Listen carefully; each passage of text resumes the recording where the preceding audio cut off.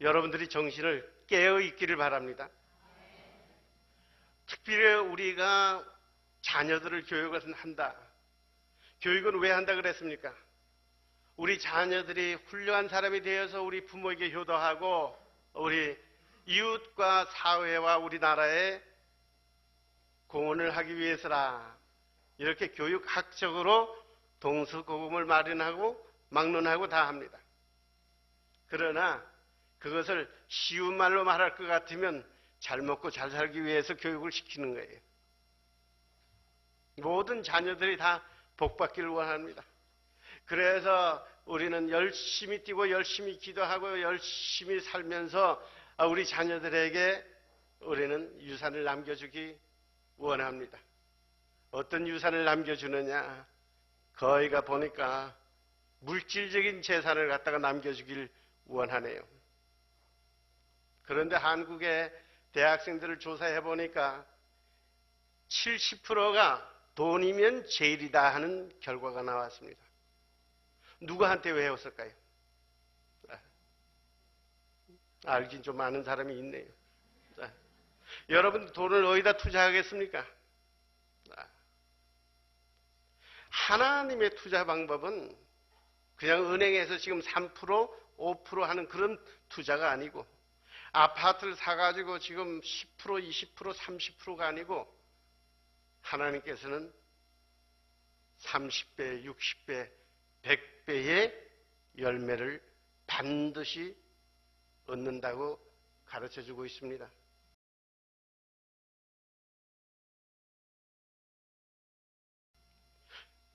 유대인들은 어디다 투자를 하느냐? 사람을 키우는 데 투자를 한다. 우리나라가 경제적으로 세계 10위가 되고 올림픽에서 4위, 5위를 하고 또 여러 가지 면에서 많은 발전을 했지만은 사람을 키워보겠다고 하는 그러한 정책은 나는 보질 못했습니다. 이스라엘 사람들이 제일 먼저 훈련시키는 것이 바로 쉐마 교육이다. 쉐마라고 하는 것은 듣는 마음을 먼저 훈련시킵니다. 하나님의 말씀을 잘 듣는 그 마음을 가꾸어서 옥토로 만드는 것이 선민의 교육이에요. 그래서 신명기에 있는 말씀대로 오 이스라엘아 들으라. 그런데 듣고 흘려버리는 그러한 듣는 것이 아니라 여기에 말하는 쉐마라고 하는 것은 듣고 행하고 순종하는 것까지 다 포함하고 있습니다. 이러한 교육을 우리가 뭐라 그러냐? 인성교육이다. 품성교육이다. 이렇게 하는데 그걸 누가 가르치는가? 학원에서 가르치는 것이 아니고 학교에서 가르치는 것이 아니고 누가 가르쳐요? 부모가 6살 때부터 물론 태어나서부터 가르치지만은 가정에서 6살부터는 정식으로 가르쳐요. 그러고는 12살 때까지 가르치는 거예요. 13살이 되게 되면 영어로는 13 돼요. 12 다음에 12살 다음에 13, 14, 15 해서 나가기 때문에 그걸 갖다가 사회학자들이 학자들이 티네이저다 그렇게 붙여서 미국 같은 나라에서는 13살이 되게 되면 티네이저 파티를 해줍니다. 신나게. 그런데 유대 가정에서는 13살에 뭘 하는가? 바 미스바라는 그런 성인식을 거행합니다. 13살이 돼 성인식을 거행합니다. 왜 그런가? 부모들이 이제까지 내가 율법의 말씀으로 너희들을 가르쳤으니까 이제 어린아이가 아니라 13살부터는 너희가 말과 행동과 태도에 있어서 완전히 책임을 지는 선민의 하나님의 선택받은 백성으로서 그 본분을 잘 지켜라. 그래서 유대인 가정에서는 어린아이에서 그 다음에 성인이에요. 예수님도 성경에 나오는 걸 볼 것 같으면 12살까지 얘기가 나오다가 그 다음에 나타날 때는 30세로 공생의 30세로 풀쩍 뜁니다. 바로 이러한 교육이 하나님의 말씀의 법칙에 따라서 교육을 하는 거예요. 교육의 목적을 우리가 볼 것 같으면 그렇습니다. 바로 우리는 왜 교육을 하는가? 그리스도의 장성한 분량까지 자랄 수 있도록 우리는 양육해야 돼요. 오직 사랑 안에서 참된 것을 가르쳐야 돼요. 그 다음에 행함과 진실로 사랑하라. 그거는 부모가 먼저 모범이 되어야 된다. 말과 혀만 가지고 나부랑 그러지 말고 오직 행함과 진실함으로 해야 된다 그랬어요. 그러고 난 뒤에 우리의 자녀들을 가르칠 때는 전인격적으로 우리의 몸과 마음과 우리의 모든 혼을 다해서. 왜냐하면 데살로니가 전서에 보니까 그렇습니다. 너희의 온 영과 혼과 몸이 그리스도께서 재림하실 때에 우리가 흠이 없어야 되기 때문이다. 여러분이 잘 알고 또 암송하는 구절이 뭐예요? 다 함께 우리 한번 제일 처음 디모데후서 3장 16절만 읽겠습니다. 시작.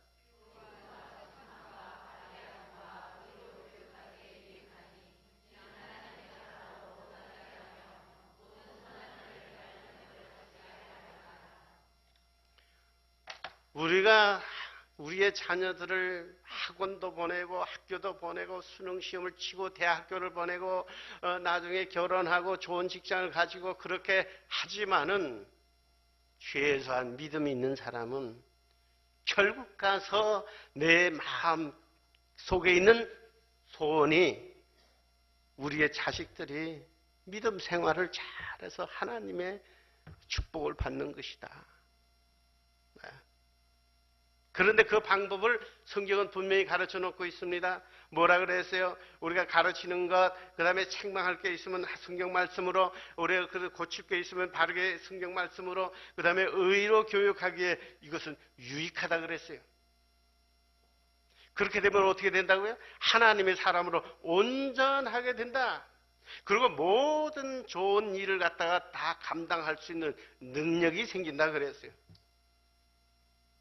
성경은 여러분들에게 이렇게 정확하게 가르치고 있는데 여러분들이 자녀 교육을 어디다 대고 합니까? 전부 학원에 보내고 학교에 보내고 또 문제가 있으면 상담하는 사람한테 보내고 그래서 해결된 게 있습니까?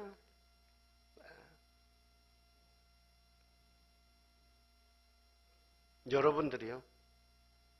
지금 그 다음 구절에 누가 한 말입니까? 두 번째. 나를 시작.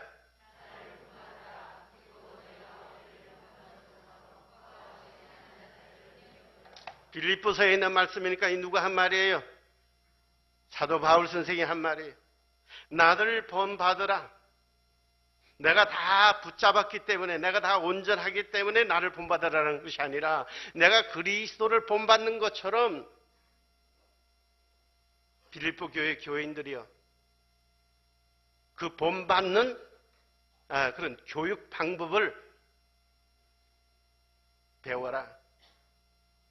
그러니까 누가 본을 보여야 돼요?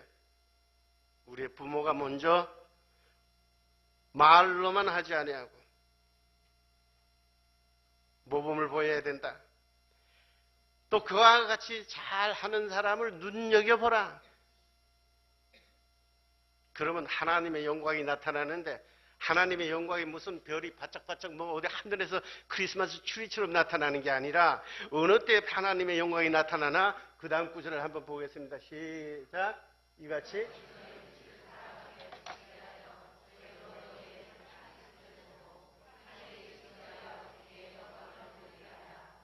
여러분의 착한 행실을 보고 하늘에 계신 너희 아버지께 영광을 돌리게 한다 그랬어요. 우리가 그리스도를 우리가 본받고 할 때에 그리스도의 인격이 우리의 가운데에 각인되게 되면 거기서 거울이 다시 반사하는 것처럼 나타나서 세상 사람들에게 하나님의 영광을 나타낼 수가 있는 거예요. 그래서 이게 안 되니까 오늘 전도가 안 된다 그랬습니다. 우린 누구나 다 대접을 받기를 원해요. 대접을 받으려고 그러면 대접을 하라고 하는 황금률이라 그래서 성경에 있는 말씀이지만은 세계에 어디를 가나 아프리카 사람 가나 남미에 가나 한국에 가나 미국에 가나 이 황금률은 누구에게나 다 적용되는 거예요. 이러한 마음은 어떤 마음인가? 그래서 우리는 뭐라 그랬어요? 또 읽겠습니다. 시작.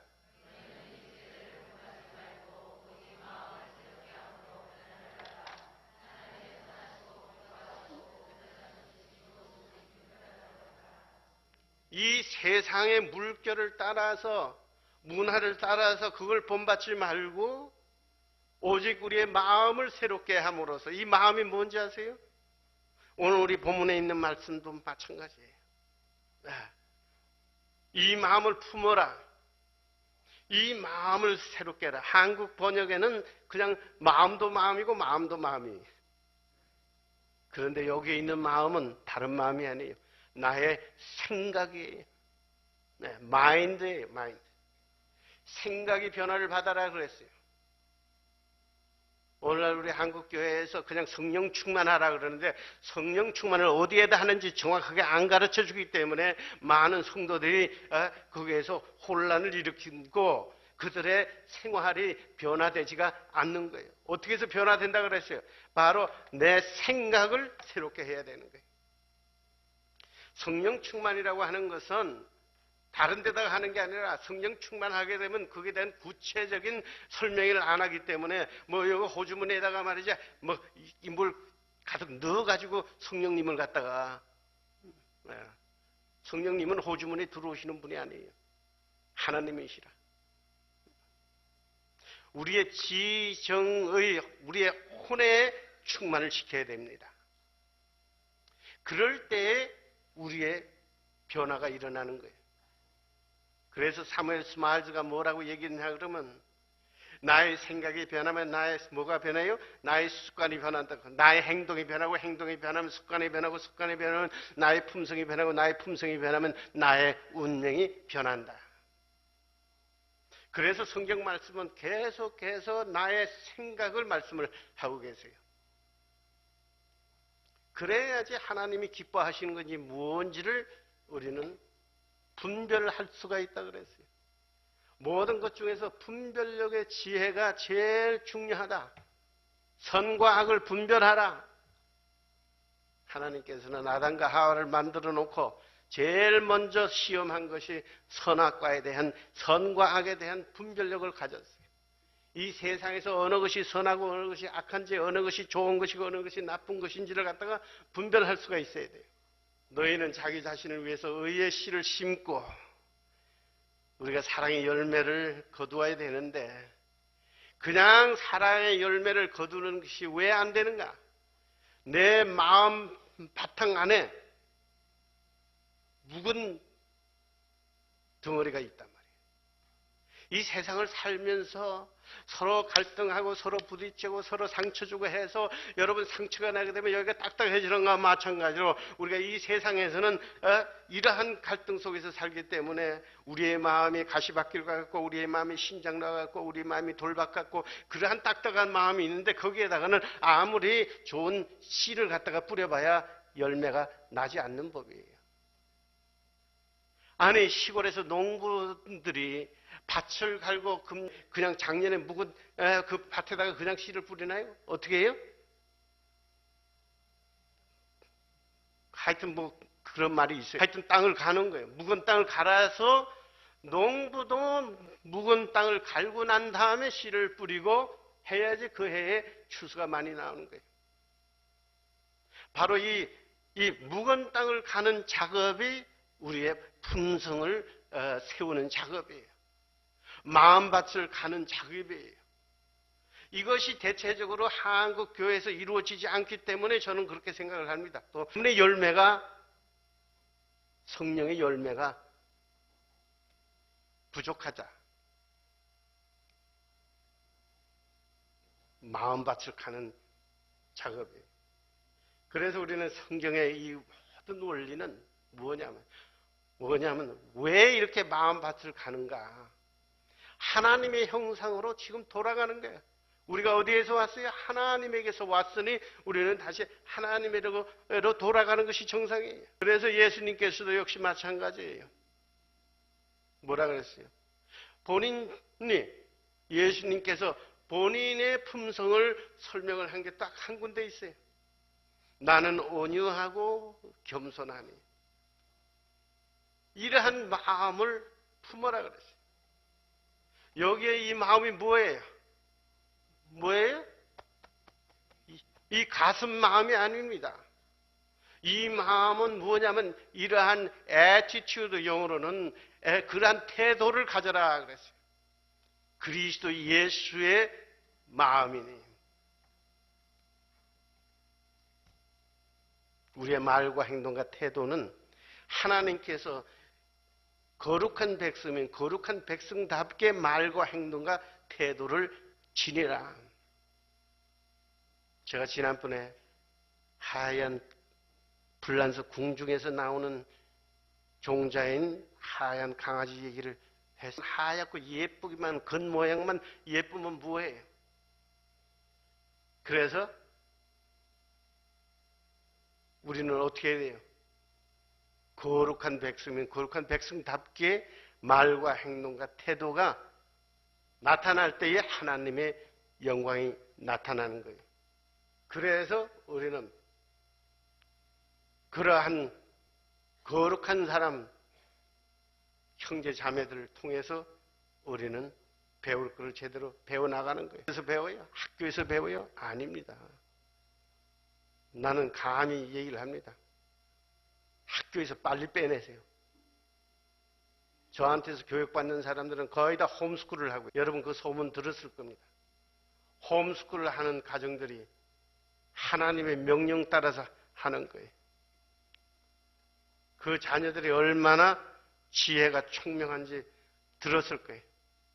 그 가정에 하나님의 밭을 만드는 거예요. 하나님의 집을 세우는 거예요. 그래서 너희는 마음을 다하고 성품을 다하고 힘을 다하여서 너희와 하나님을 사랑하라. 사랑이 왜 안 되나? 여러분 왜 안 되는지 아세요? 다 하지 않았기 때문에. 여기는 엄청난 신학적인 의미가 있어요.